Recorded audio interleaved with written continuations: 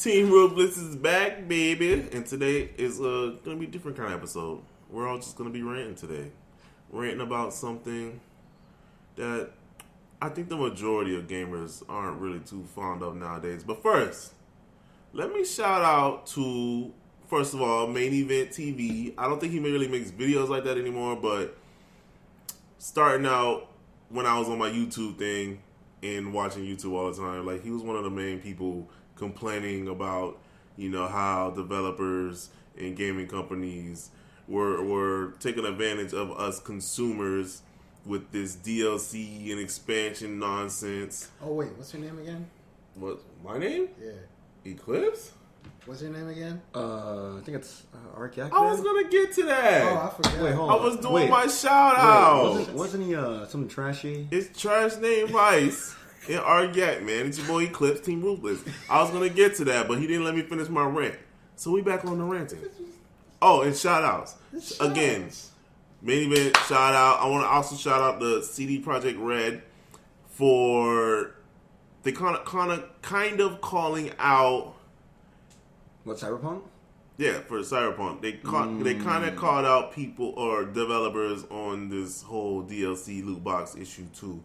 I forget what it was, but like the city. it was like a Star Wars Battlefront 2. Yeah, and the city, NT. Yeah, it was a little sneak diss, but you know, we need that from all kinds of people: developers, YouTubers, gamers, especially gamers. But yeah, What's your opinions, baby? We're getting on this rant, and for the most part, I can't stand. I can barely stand DLC point blank. Like, yeah. I think it's a little ridiculous. On you already paying $60 a game. You know what irks me the most nowadays is, like, you know, they announce a game. You know, the game looks cool, and as soon as they announce the game, buy the season pass now. 5 episodes included. So you're already telling me I should wait for the game to come out for that collector's edition, that $20, $30, $40 collector's edition that comes with all these map packs, like Injustice did it. Injustice did it with the characters. Fighting games that you buy characters. Street Fighter, Killer Instinct, Tekken. I think they're like 3 characters. Smash. Smash did it, and I love Smash. It better not happen in Soul Calibur. They redeemed themselves though. They redeemed themselves, I believe, because they were releasing all 60 plus characters. But I just wonder what their down level characters are going to be. And I shouldn't defend this because I hate it, and I want to say maybe in Nintendo, and I can't even say that because some of the characters were from. Because Roy's a Nintendo character, but you had to buy him. Yeah. Did you have to buy Lucas? No, wait. He was one of the first characters they brought back. I think you had to buy Lucas. Yeah, you had to buy Lucas. Like Cloud and Bayonetta, maybe Nintendo had to buy the license or whatever. But still, like, I don't know, $5 for one character, especially in a fighting game. Like, characters make up of what makes fighting games good. Yeah. And to have to buy a fighting game on top of, especially nowadays, these fighting games they got verse mode, online mode, and arcade mode. Like, they don't even have story modes anymore. You don't unlock anybody anymore. That's probably my biggest gripe. Is like, it's a fighting game. You're supposed to unlock characters. That's like all the way up to what I'd say PS2, PS3, and then Xbox 360 is where you had to play the game, beat the game. And then you unlock some more characters. Like, you play for so many hours, you get this guy. Like, I remember for Melee, you had to get Mewtwo, you had to play for, 20 hours? Yeah, or something like 19, 20-something hours. Oh, my God. Or you had to play, I think 7,000, versus matches. Yeah. So, those things, that's kind of feels like an achievement to actually unlock something. Not a sense of achievement with a loot box or a loot crate or something like that. Some Star Wars BS they were trying to sell us on the front end. Nah, man. You kind of... For a game to be complete, we shouldn't have to buy more stuff. When we already bought the freaking game. It's like... Seriously. So what's the point of... So you're telling me you sold me this incomplete product and you want me to buy the rest of it. Why? It's pretty trash. It definitely is trash. I just don't get it. And I used to be stupid. And I used to buy that stuff, but eventually I was like, yo, why am I paying more for something? Sometimes the stuff's already in the game, and you're literally paying for like you'll pay for like a 5 megabyte download, $15-$20 because it's already in the game. Like, it doesn't make sense. Like, you already spent the time putting it in my game. Why am I spending money just to like unlock it? Like, when y'all want to add more, when y'all want people to play your games longer, if you could just unlock it, like you used to, like back in the day. Like, Subspace Emissary. I mean, you didn't unlock, because like in Brawl, you didn't unlock them like doing like, weird things. So on Melee, I think they got like unlock Mario. You had to do versus mode, you had to fight Yoshi. Yeah. And like something, and then unlock Luigi. You had to beat the first level on adventure mode, and like, I think it had to be like a 2 on the clock. On one of the clock, it had to be like either 2 minutes, 20 seconds, 2 seconds, or like 20 milliseconds or whatever. And but in Subspace Emissary, it still felt great because when you saw the new character, you're like, oh, right. Yeah. And then you beat the crap out of him. Same thing with Wolf, because you're like, where do you find Wolf at? And you had to open his door, and it's one level, and then it's like, Wolf comes under, yeah. Oh, that was a hype. Yeah, it was great. Especially, like, I remember with Pokemon Trainer and Brawl, when you had to go through Space Emissary, you had to catch each and every single one. First your Squirtle, then you had to catch Ivysaur, then you had to get Charizard. Yeah. That's so sad. That was boss. Like, who doesn't enjoy that? Unless you're just one of those people who just like to buy your just spend money. Games. See, my rant with DLC, like, I want to defend on this, only on this occasion. I almost said excursion. Well, on this one occasion was for games like one. I like the Xenoblade Chronicles. Chronicles was great. Chronicles X was great. Like get like the big ass flying robots, but no, Xenoblade Chronicles 2 was amazing, and then they had a season pass. All right, we all talked about season pass. We all don't like it. I didn't get it because I thought it was gonna be trash. But when they showed the game they were releasing, it's like pretty much a brand new game. It's like brand new characters. Talking about 500 years in the past before the upcoming events in the game that you played in Chronicles 2. But you have a variety of different characters. You get to see the backstories of all those characters they talk about in the Legends. And they have their own, probably 30, 40-plus hour game. And it's like, but it's only for $40. And I'm like, you know what? Or maybe 20 if you have the season pass. I think it's 40 if you don't have anything, because it includes everything, all the DLC in there. Me, they won my heart with that, because it's pretty much a brand new game. And I'm like, wow, that makes goddamn sense. Kind of like with Crisis Core. And Crisis Core was talking about, how it's a $40 game for the PSP. But with a long behind game, and all these things to do, and it talks about Zack, because when you first heard about Zack in Final Fantasy VII, you're like, wow, this dude got himself killed to save his friends. And then when you play the game and you knew his death was coming, it still hit you hard. I cried like a little bitch. But it was a great game. What did it have to do with anything about DLC, though? No, I'm just saying, because that's like... No, that's one of those things, if they had the technology back then, that probably would have been DLC stuff. Maybe. So, imagine for Final Fantasy VII, here you go, you bought the game, $60, and, you can play as Zack if you download this DLC pack. And then people be like, what is this? But then when they see the trailer, and they see, you get to go through his entire story and see what happens leading up to the event, I would have bought that shit, because that's pretty much a brand new game. That's basically a brand new game on top of There's definitely a way to do it, and I just don't think a lot of developers or companies are doing it right. This DLC is coming, but like Division and Destiny, I don't think they did it right. No, they did a terrible. You get a short game, I feel like how long did it take me to beat the first and only raid? Because first in a Destiny, for one thing, the game's based on group content, and you're gonna release this game with this when everybody finally kind of has to party up for this group content. There's only one. You beat it, and then it's now what? Well, now you gotta wait 2 months and spend $30 to do one more. It's so trash.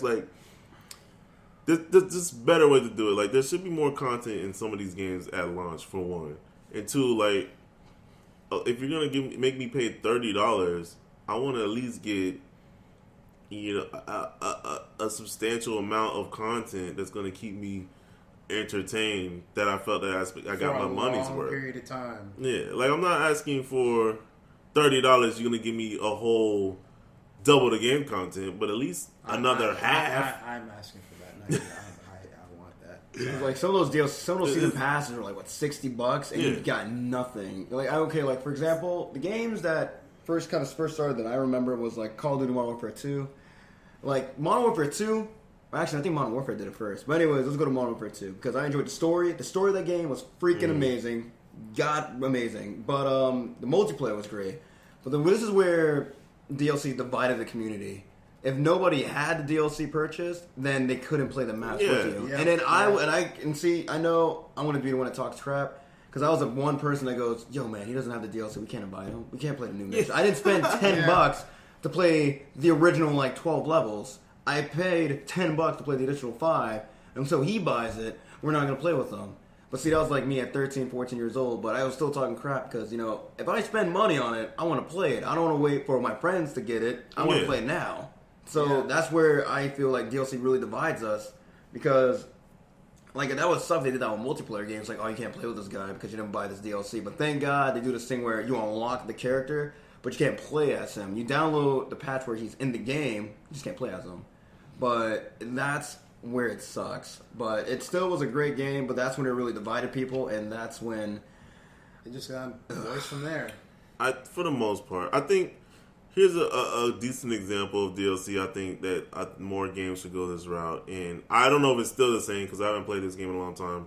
But it was Japanese only. But Phantasy Star Online 2, oh man, everything you paid for, everything you paid, you could buy, you could get in the game using the in-game money. It might take a little bit longer. Warframe 2, some people complain about Warframe DLC, but what are you doing? My chair magically moved. No, but some people complain about Warframe DLC, and I don't understand why, because I have unlocked everything in the game. Not everything. I did buy. Sometimes that platinum be on sale, and it's hard to say no. But I'm not gonna lie. You call your boy at 2 in the morning. Yo, did you see this platinum sale? Yeah. What platinum? Let me get it. You can get 2,000 for $10. Oh my god! But and to be honest, they give you a certain amount, and then I found out you could. People who do buy it, you can sell stuff that you earn to platinum. So I kind of like the way they do it, but. Everything I bought, I could have unlocked or just waited for to use. Sometimes I just used it, because to rush the crafting process, because I didn't want to wait 8 hours or whatever. I don't know, depending on what it is. Sometimes it's a day, a day or two, but like a week. Most of the time, if I have to wait 12 hours and I don't want to play until I get this thing, I cut the game off, go outside, go do play another game. There's ways around Go live your life. Yeah, go live your life. So what are you doing at work today, man? Once I get out of work, my weapon should be done. Yeah, so, my katana. We can do that excursion, man. But yeah, there's just ways. I think there's ways to do it. DLC, I think you just handled very wrong. Back to PSO2, everything, most of the things you bought were cosmetics. You didn't really buy anything that put. And that's another thing too with these multiplayer games, Star Wars or something. You're buying more perks or more chances to get better perks and weapons and mods and whatever. And I think they recently just changed all that, but still, that sucks. Why did we have to wait for you to realize this is a dumb, bad idea? Yeah. You had to crash an entirely to stop good it. Franchise and good game, potentially really good game. And the sad thing, greed and not really. Sad thing about Battlefront 2, granted, it's not as good as the original Star Wars Battlefront 2, but it's a solid game. The gameplay wise, it's solid, but with all the loot boxes and whatnot, and they're trying to find different ways to make you send out, throw money at them. It's I'm not gonna play. All these people are better than me because they spent more money than me. That's not fun. Garbage. Yeah, I bought it. I shouldn't have bought it. But I never bought any DLC. Hey, that's how you do it. But still, I bought it used too. Oh, I don't know if that matters. Yeah, if you bought it used, you got it for $10. Yeah. But still, again, it's a solid game. But come on, I don't know. There has to be a better way. Some people tell me that the way Fortnite handles their thing. I never played. I'm not big on Fortnite. I played it a couple of times. V-Bucks. And I think you can actually unlock everything in that game. Yeah, I believe you can unlock everything in game, but if you pay a certain amount, you get everything. But see, that's the thing I like though. It gives you the ability of choice. It's do you really want it that much that you will spend money on it, or you don't really mind? And plus, it's just it's cosmetics or emojis or something nothing game breaking. Yeah, nothing game breaking. That's a small part of what you're playing these games for. Because the game that I think that'd be a perfect example is Phantasy Star Universe. Phantasy Star Universe was a great game, but online, people really hated it because you could buy powerful S-rank weapons that you don't have to find. Like, the rarity for finding that weapon was really low, but you just go buy it, like, for, like, I think, like, $5-10, or no, I think it was like $5. $10 Yeah, it's like, why play the game if you can just... Part of the game, especially in online games like that, it's like building your characters. So why... If you have to buy your character, buy these strength and attributes, mods, whatever for your characters, like why play it? Defeating the purpose. You might as well just buy it. And one big category that's really taken advantage of it or abused this is like sports games. So things like Madden, 2K, FIFA. What's happening? How's that? Oh my god, dude! Playing online, you have to buy packs or you buy cards, and you keep this player for only so long, and then you can buy more packs to keep these players longer. So, like, say you unlock Tom Brady in one of your Madden games, so you can use them in like your own team building, and you can put them on. You can play online with your team.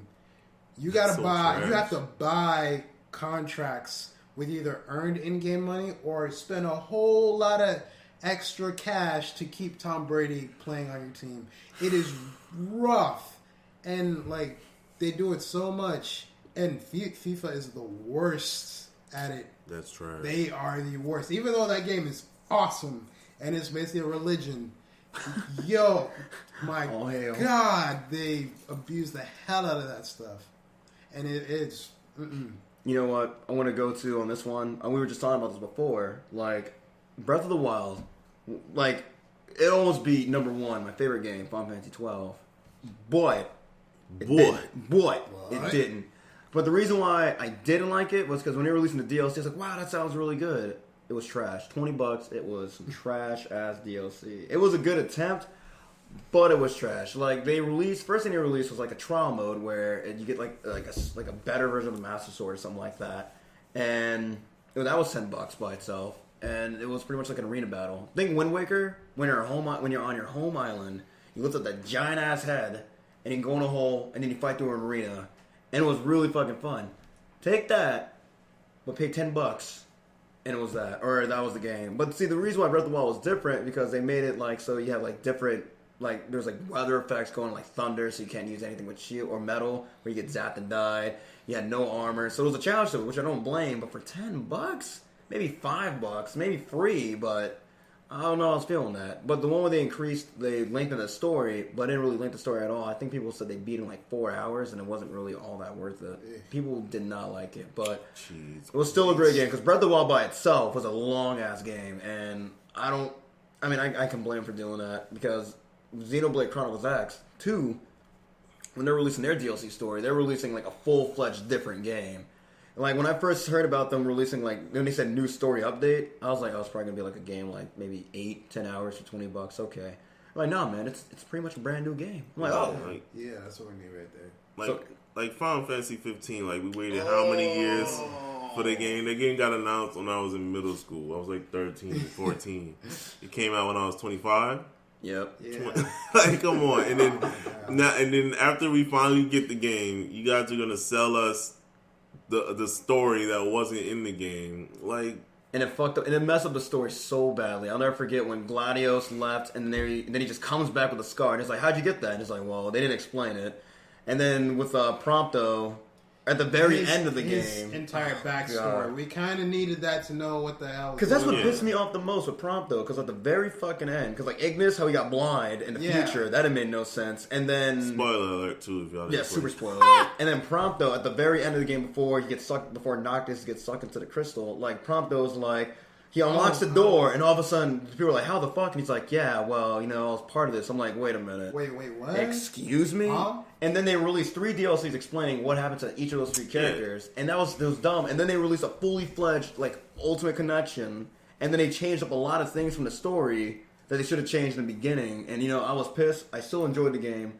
But I still call that game, like, mediocre in how they delivered the story.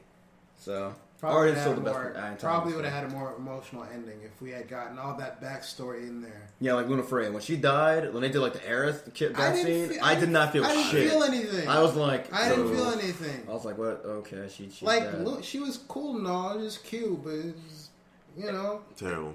I'm sorry you died. Terrible execution. It would almost be similar to like if I walk to a club, some girl's talking to me, like, "Oh, hey, nice to meet you." She like likes me, has a huge interest in me, and then also like and then like 10 minutes later, she's like, "You know what? I don't really like you that much," or I'm just gonna leave, and I'm like, "Okay, well, I don't really know anything about you. Okay, well, bye." That's how I felt with Luna Freya. We just did not know anything about her. They gave us like tidbits on their like how they grew up, but only like 2-3 minute cutscenes. And I just did not feel the connection they felt because they did not show the character enough. Like Aerith, you played a whole game with her, and then she dies. You found her backstory dead. Sephiroth was an asshole, but Luna Freya, I'm like, Sephiroth's a G. He is a G. No, G. He did it for the mission. There was no other way. He did it for his mom. Well, that's all I really got to say. I'm sure I missed some things that I want to rant about, and I probably missed some good things too. But I hope Final Fantasy VII's okay. The remake. I don't trust Square anymore. They're They're talking about DLC for Kingdom Hearts, and I'm like, well, is it gonna be story DLC? I guess I'll wait 3 years when they release the Ultimate Collection. They said they're not going to do a final mix, but I'll wait for the DLC. Yeah, the final mix wasn't that bad, though. It wasn't that bad. I mean, they added, 2-3 boss fights. Final mixes, they're cool, but at the same time, when you're locking, it's still the same thing, though. Like, they added a lot of background story content, like fighting Terra again, like fighting Terra in Kingdom Hearts 2. That's kind of a big part of the story. Because you don't even know if you would have bought the normal Kingdom Hearts 2, not knowing a final mix version was come out, and I don't know how much the final mix version, because we didn't get the final mixes version. No, we did not. But again, like having to buy another $60, $40, $50 game for kind of the same thing, but just kind of trash. Like a few, maybe 2 or 3 hours worth of extra content. Not even. I think it was only maybe 2 hours. Because you only they added some pretty fights, cool right? stuff. They added a bunch of. They added in Kingdom Hearts 2, the final mix. They added Sora's new form. Mm-hmm. They added new areas to I think almost every level. They added a lot of new boss fights. Like you fought all the organization 13. They're heartless. Which is cool because for one thing, I don't think you fought in Breath by Sleep. Chain of Memories. You had to fight them, but you fought them with this stupid card system. So to fight them in KH2's combat probably would have been. Yeah, talking about the dude with the scythe, right? The dude with the scythe, the pink hair dude. Yes, I forgot his name. I think it starts with an R. That's Marluxia. Wait, no, isn't Marluxia the dude with the spears?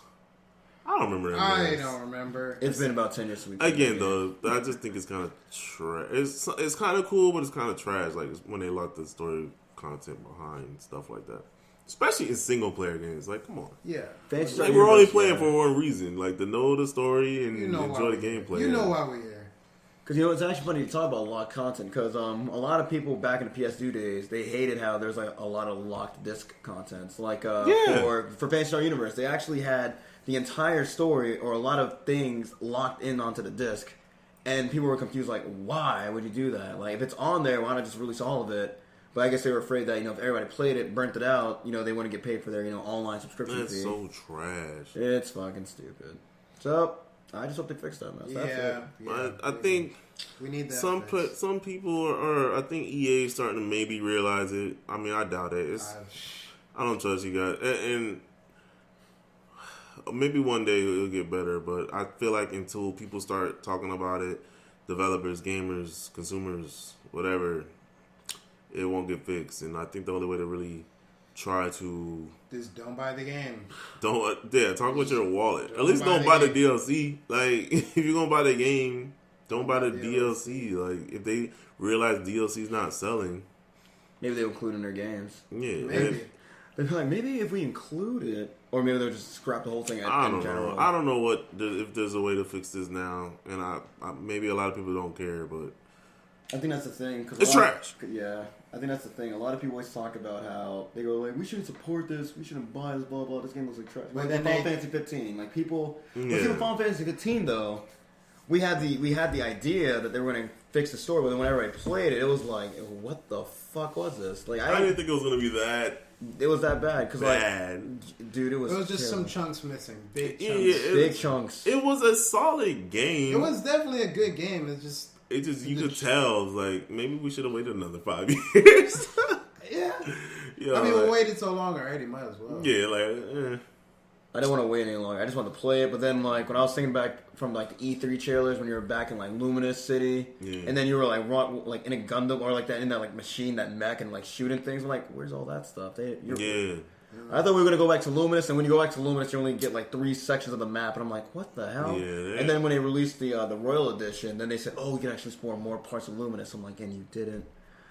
What? And then they talk about switching characters. And remember, they showed the character switching in the E3 trailer from like 2009, 2010. Yeah, because they showed them switching to Prompto and shooting like a thing and hitting a behemoth with the explosion. And I'm like, where's all that stuff? And they're like, in the Royal Edition, now you can switch characters, explore more of Luminous, get all the DLC. So I'm like, so you're releasing the Final Fantasy. What it actually should have been. It's like, we should just wait for these Ultimate Editions now. That's how I feel like about gaming.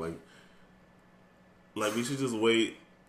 Like, I should have did that with Injustice. Like, Injustice was a really solid game, but I probably should have just... I think the Gold Edition or something just came out, and I think it's only, like, $30, like, with all the DLC. Like, I should have just waited. Yeah, like, all the DLC. With the game itself was $60, and all the DLC if you bought it was, like, what, $20, $30? Something along those lines. That's crazy. Season Pass is, like, $40, so you pay $100 for a game, and then it all comes out for, like, $30-$40, and you're like... Oh, thank you. Like, y'all don't feel stupid? Yeah. I've been feeling stupid. Yeah, like at the City of NT. The City of NT's doing that mess where they're releasing, like, one character, and it's like... Do you have to buy them? I believe so.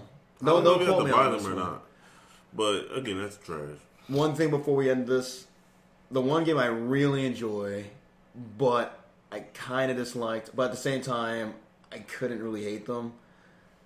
Well, in DLC terms, I hated them because they were okay. So Gundam Versus, solid behind game, solid behind. But they released every DLC Gundam they released, it was separate. $5, and like $5-$10 for some of them, or like $7-8. It was like $5 for every. Like they released what felt like another 20 characters, each one costing $5. Yeah, like, and the game itself is so much fun. It's such a beast game. I love that game. But I can fix this though. I mean, what their DLC methods really sucked like anybody else, but trash. Their character roster when the game first came out was like what 60 or like 50 plus like Gundams. 70. Yeah, like 70 Gundams. You still had a shit ton. I mean, granted, I was pissed, but I was like, you know what? I don't have to buy them because I still got these other. Because like mastering one Gundam and finding out all their combos and potentials will take like a few days sometimes. Yeah. And like I'm like, okay, so they released like 20 Gundams. By the time I finished mastering all these 70 plus Gundams, they probably have like a bundle for them for like $10. I just hate. I don't know. Like, granted, I got most of my favorite Gundams besides Burning Gundam, which is $5. But I refuse to buy like any $5 characters in any type of fighting arena, whatever type of game. Like, I'm not buying $5. Smash was the only game. I was like, you know what? Smash, I did it because I was a sucker. I wanted a sports Smash though. I didn't want to suck their the coitus. I'm hoping Nintendo learned their shit too, especially with Ultimate, and they talking about how you only start with the 8 original characters, and then you have to unlock. Wait! They're saying you start with only the 8. The only 8 original characters. Really? Yeah, yes. But then there's a story mode that you're probably going to unlock those guys from. You think quick. They haven't said anything about it? They haven't, because remember what Sakurai said about that's a whole different conversation. Honestly, we have to end it right there. They haven't said anything about it. I hope they do, but again, like. We're going back to unlocking characters again. Yeah, let's do it. That's gonna be probably 20 hours of content alone. Like, let's do it. On top of fighting online and local games and the other unlockables, they have art, music, all that other crap. See, if they include like a Burnout Paradise, a game I fucking love. It's shit ton of cars. The only thing that cost money was their big whatever island, but I still love that game. Probably one of the best arcade games, racers.